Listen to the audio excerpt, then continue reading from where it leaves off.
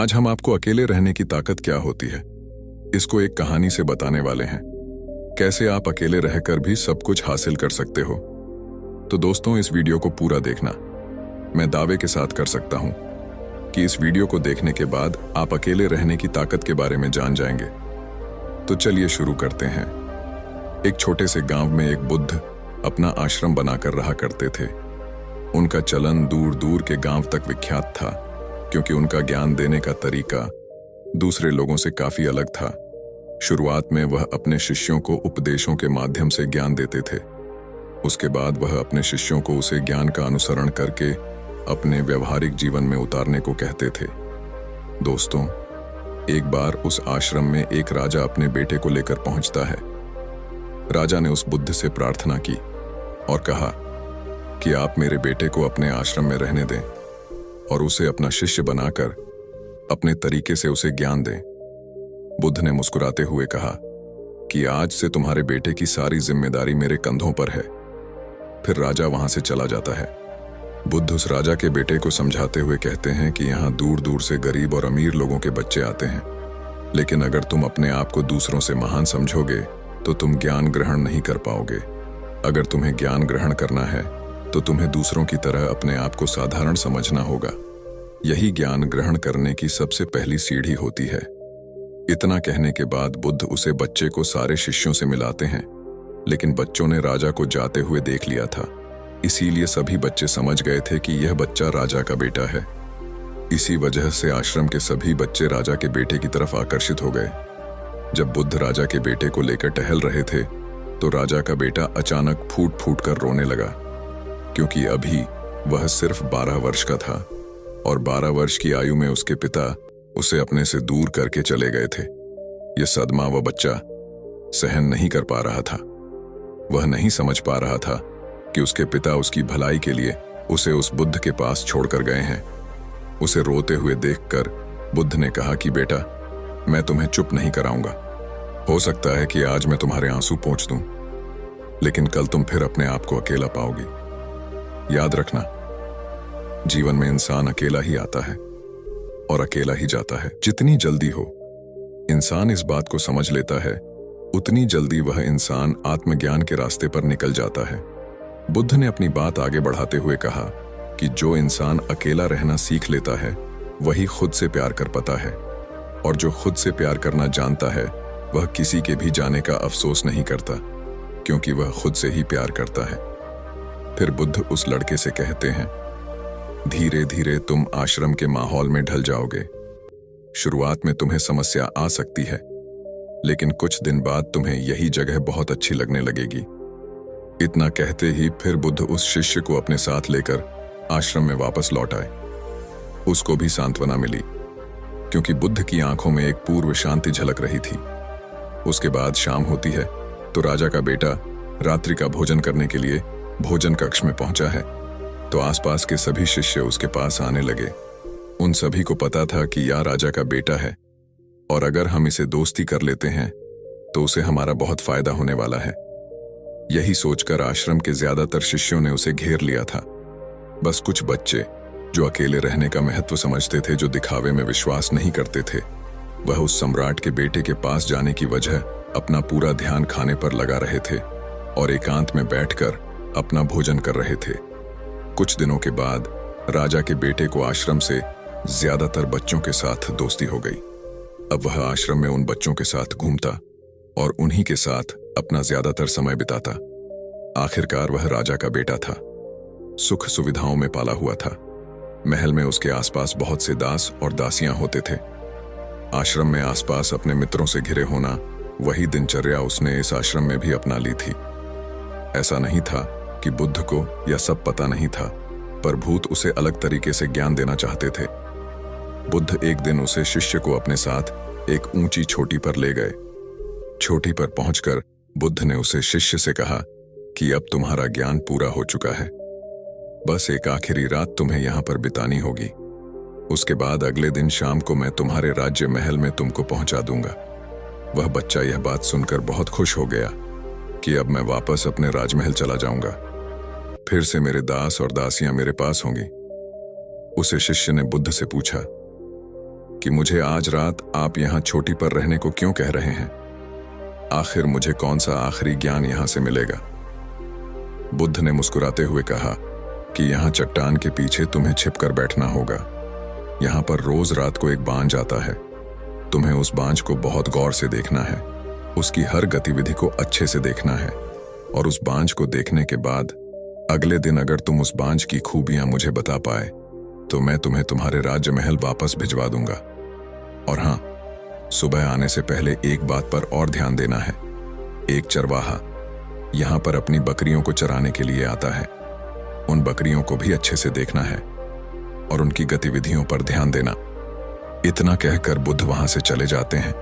फिर काफी वक्त बीतने के बाद आधी रात में एक बांझ अपने बच्चों के साथ वहां आया। बांझ अपनी गतिविधि करने लगा। राजा के बेटे ने पूरी रात बांझ की गतिविधियों को ध्यानपूर्वक देखा। फिर सुबह होने के बाद जब चरवाहा अपनी भेड़ बकरियों को लेकर आता है तो उसने एक अद्भुतपूर्ण दृश्य देखा। उसने देखा कि बांझ एक बकरी के बच्चे को अपने पंजों से उठाकर आसमान में चला गया। उसने उस बकरी के बच्चे का शिकार कर लिया था। वह सारा दृश्य देखकर राजा का बेटा बुद्ध के पास आश्रम पहुंच गया। इससे पहले बुद्ध उससे कुछ पूछते, वह बच्चा कहता है, गुरुदेव, आप सारे आश्रम के बच्चों को यहां बुला लीजिए। बुद्ध ने सारे बच्चों को बुला लिया। बुद्ध कहते हैं कि बताओ वत्स, क्या बात है? फिर वह राजा का बेटा अपनी बात करता है कि मैं अपने जीवन में बहुत सारे पक्षी को देखा है, लेकिन बांझ उन सभी पक्षियों में से अलग और अद्भुत पक्षी हैं। उदाहरण के लिए, एक तोता तो बहुत बोलता है, लेकिन वह कभी आसमान की ऊंचाइयों को छू नहीं सकता।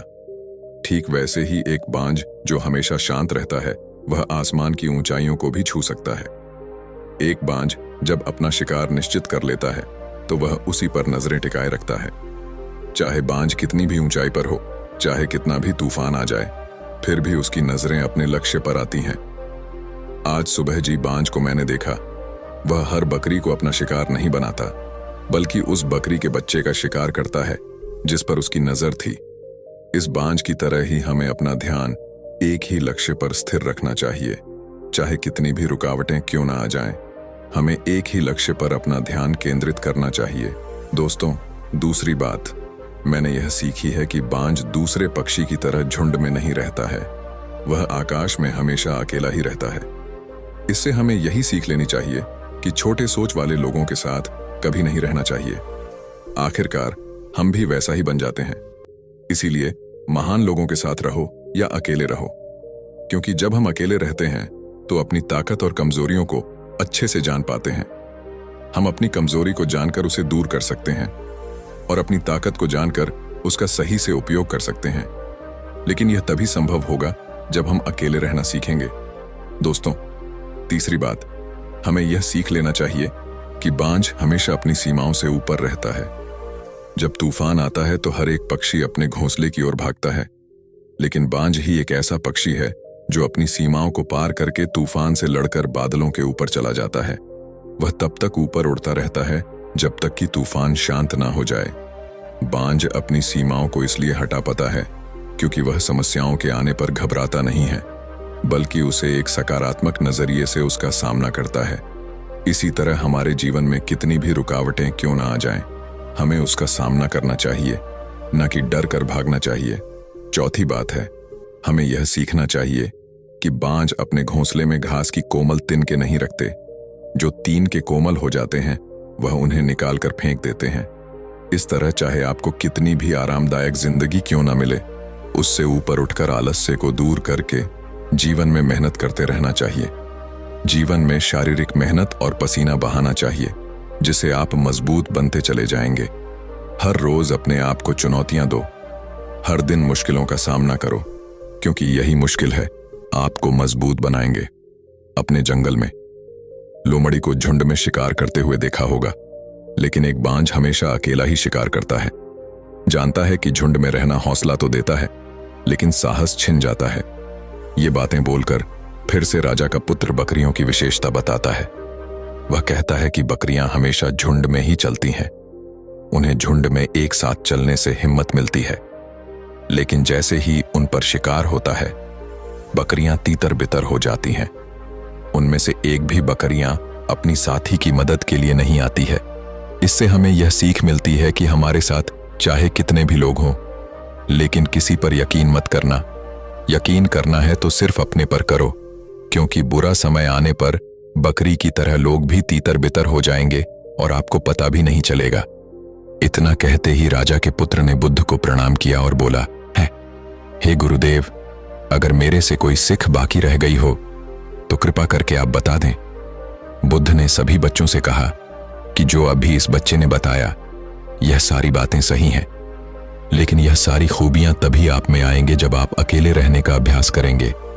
आपने देखा होगा कि बाज कभी भी दूसरे पक्षी की तरह झुंड में नहीं रहता। वह आसमान में अकेला उड़ता रहता है और अकेले रहने के कारण वह अपनी ताकत और कमियों को जान पाता है और खुद को और ज्यादा मजबूत बना लेता है। उसको पता होता है कि यह तूफान तो जा चुका है, लेकिन दूसरा आने वाला तूफान इससे भी खतरनाक हो सकता है। इसीलिए बाज पहले से ही खुद को शक्तिशाली बना लेता है। ठीक वैसा ही अगर आप भी दोस्तों से घिरे रहते, फोटो आपको अपनी ताकत का पता नहीं चलेगा। आप जो भी काम करना शुरू करोगे, आपको लगेगा आपके दोस्त मदद कर देंगे, पर यह गलत बात है दोस्तों। कुछ काम आपको अकेले रहकर भी करने होंगे। कभी कभी ऐसा समय आता है कि आपके पास कोई नहीं होगा आपका साथ देने वाला। तब आपको याद आएगी कि इससे अच्छा तो मैं खुद से ही कर लेता। तो दोस्तों, आपको बाज की तरह स्ट्रांग बना होगा, तभी आप जिंदगी में सफल होंगे।